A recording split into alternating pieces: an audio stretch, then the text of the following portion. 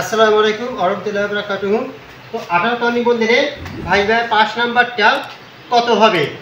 এখন 5 নাম্বারটা কোনটাতে কত পেলে পাস? তো তার আগে আমি একটা কিন্তু ভিডিও দিয়েছিলাম। তো এই ভিডিওতে কিন্তু অনেকে বলেছে যে 12 মধ্যে 12 মধ্যে সার্ভিস এটা 40-এ পাইলে কত 5 নাম্বার। আরেকটা হচ্ছে 8 যে থাকবে, এই 8-এর মধ্যে 40% পাইলে 5 নাম্বার। তার মানে আমাদের কিন্তু এনটিআরসি 40 নম্বরের উপর ভিত্তি করে কিন্তু পাস করায়। এখন তাহলে এখানে তো সবাই পাস করবে, এটা হিসেবে আলাদা। এখন এইটাতে তাহলে কত পেলে পাস? তো এইটাতে যদি আমার 40% হয়, তাহলে আমরা যদি এখানে হিসাবটা করে নেই 8 গুণন 40 ভাগ 100, তাহলে আমাদের আসতেছে কত? এখানে 3.2। এখন 3.2 বলতে এখানে কি বোঝাচ্ছে? সাধারণত ভগ্নাংশ আকারে কিন্তু কোনো পয়েন্ট হয় না। এখানে দেখা যাচ্ছে যে এটা 4, এখানে কত হবে? তাহলে এখানে হবে 4। এখন তাহলে এইখানে 40% বলতে এখানে কত হয় হোক, এটা তো আমরা সবগুলোই পাই। এটা দেখা যাচ্ছে যে যারা সবগুলোতে ফার্স্ট ক্লাস তারা কত পায়? তারা 12-এর মধ্যে 12 পায়। তাহলে এখন এখানে যদি 4 পায় তাহলে কত হয়? 16। তাহলে 16 পাইলে পাস, যাদের 3টাতে ফার্স্ট ক্লাস বা 3 পয়েন্ট করে আছে। এখন এখানে যদি 3ও পায় তাও কিন্তু 15। এখন এনটিআরসি কি আসলে 40%-এ পাস করা? এটা হচ্ছে মূল প্রশ্ন। আসলে এনটিআরসি 40%-এ কিন্তু পাস করায় না। তাইলে এরা কীভাবে পাস করাবে? এখন 17তম নিবন্ধনে আমার এক ভাই, 17তম নিবন্ধনে আমার এক ভাইয়ের এসএসসি, ইন্টার এবং অনার্স এই 3টা মিলে কিন্তু 3টাতে 3 পয়েন্ট করে আছে, 3 পয়েন্ট প্লাস করে আছে। আমরা 3টাতে কত পাইছে? উনি 12 পাইছে। মানে 3টাতে ফার্স্ট ক্লাস, তারপর 3টাতে 12। এখন আসো তাহলে ভাইভাতে কত?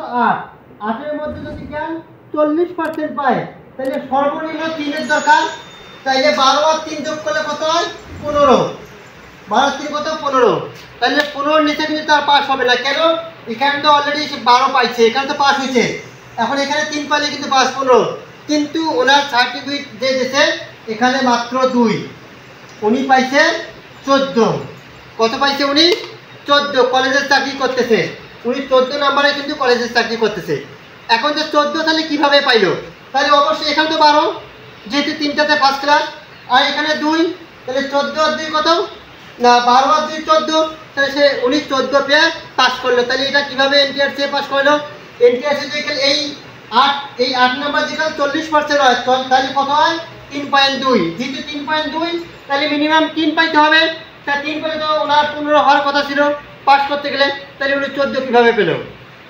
এখানে এই 14 পাওয়ার কারণটা হচ্ছে উনি কিন্তু ইংলিশে এবার কলেজে চাকরি করতেছে। এই 14 পাওয়ার কারণটা হচ্ছে যে আসলে এনটিআরসি লিখিত নাম্বারটা দেখে। এনটিআরসি কিন্তু যারা ভাইবা উপস্থিত থাকে তাদেরকে কিন্তু ফেল করে খুব সহজে দেয়নি। এখন লিখিত নাম্বার ওনার ভালো ছিল, এই লিখিত নাম্বার ভালো থাকার কারণে কিন্তু ওনাকে এই 14তে কিন্তু পাস করাইছে।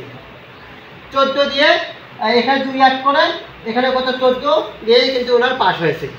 ভাইভাতে কিন্তু ভালো করতে পারে নাই, ভাইভাতে কোনো প্রশ্নের উত্তর দিতে পারে নাই, তবুও কিন্তু ওনাকে পাস করেছে। তার কারণটা আসলে লিখিত নাম্বার ভালো ছিল, ওখানে 2 অ্যাড করে 14 দিয়ে পাস করেছে। তাহলে এখানে দেখা যাচ্ছে যে এনটিআরসি যদি এই যে এখানে 40% হয় তাহলে কিন্তু 3 পাইলে অথবা 3-এর ওপরে দশমিক বিন্দু কিন্তু সাধারণত হয় না।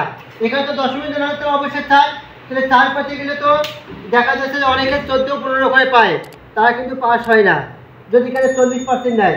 আসলে এনটিআরসি গড় হিসাব করে, যেটা বিগত যে সার্টিফিকেট দেখলে বোঝা যাচ্ছে যে ওরা একটা গড় হিসাব করে, গড়টা যারা লিখিত ভালো পায় তাদেরকে কিন্তু পাস করে দেওয়ার সম্ভাবনা বেশি থাকে ওদের। দেখা যাচ্ছে ভাইবা খারাপ করলেও কিন্তু যারা লিখিত ভালো নাম্বার পাবে তাদেরকে অবশ্যই এনটিআরসি পাস করে দেবে। তারপর ওরা কিন্তু লিখিত নাম্বার দেখে কিন্তু ভাইবাটা কাউন্ট করে। আর ভাইবা পরে যারা তারা তো পাস ফেল করে দিলেও কিন্তু যখন রেজাল্টটা চূড়ান্ত রেজাল্ট দেয় তখন কিন্তু এনটিআরসি দেখে তার লিখিত নাম্বারটা কত বা কত দিলে সে পাস করবে ভাইবাতে, তত দিয়ে কিন্তু ভাইবা পাস করে। উদাহরণ হচ্ছে আমাদের 17তম নিবন্ধনে অলরেডি একজন কলেজে চাকরি করতেছে, উনি মাত্র কত পাইছে? ভাইভাতে 40 পাইছে। 40 পাওয়ার পরেও কিন্তু উনি কলেজে অলরেডি এমপিওভুক্ত হয়ে গেছে এবং উনি বিল খাচ্ছে।